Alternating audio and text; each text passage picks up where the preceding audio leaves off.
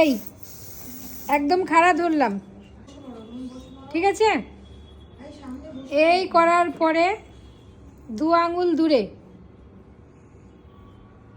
ঠিক আছে? 2 আঙুল দূরে গিয়ে হালকা করে স্প্রেডিং করলাম, খুব বেশি উঁচু দেবে না।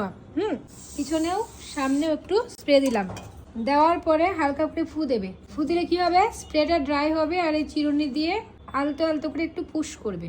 এরকমভাবে পুশ করলে কি হবে, শেপটা ক্রিয়েট হবে। ব্যাস, এবার একটা 10 নম্বর পিন দেবো। এভাবে হাতি নিয়ে জাস্ট এইভাবে যাবে, হ্যাঁ, যাতে এসে কোনো রকমভাবে টাচ না হয়। হালকা করে গিয়ে পেছনে যেমন ব্যাক কমিং আছে না, ওইখানটা এটাকে কি করব,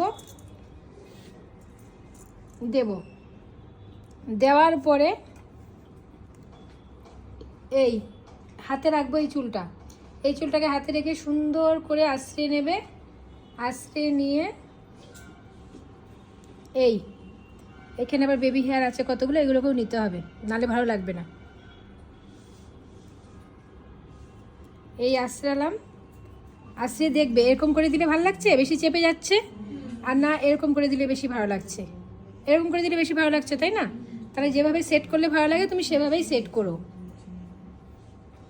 তো এটা রেখে দিলাম। আমি কি করব, কার্ল করব, তারপর এখানে সেট করব। স্লোলি এটাকে কার্ল করে নেবে। এই দিলাম, আর 180 আছে টেম্পারেচার, বুঝেছ? দিয়ে হালকা করে এটাকে আবার ভেতর দিয়ে ঘুরিয়ে আনবে।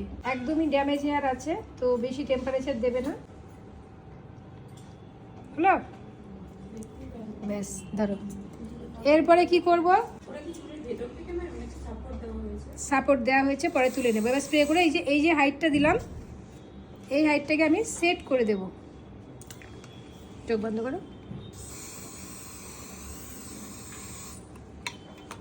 এটাকে এরকমভাবে এনে হালকা করে সেট করে দেবো। থেকে আসবো, এইখানে এসে আরেকটা পিন দেব, দিলাম, আবার ঘুরে আসবো। কেটে দে, সেই সুতো দে। নিয়ে এটাকে এইভাবে ভাগ করবি, ভাঁজ করে নিয়ে এই গাজরার মতো হলো। হওয়ার পরে এটা দেবো হচ্ছে একদম নিচ থেকে এইভাবে গাজরার মতো, তাহলে সামনে থেকে ফুলটা দেখা যাবে, ঠিক আছে?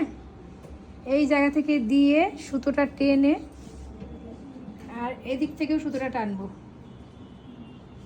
ঠিক আছে? টেনে দিয়ে এখানে বেঁধে দেবে। ব্যাস, বেঁধে দিয়ে তুমি এরকম একটা রাফ টাইট করবে, পরে খুলে নিতেও পারবে চাইলে। তুমি গেছে ব্যাগ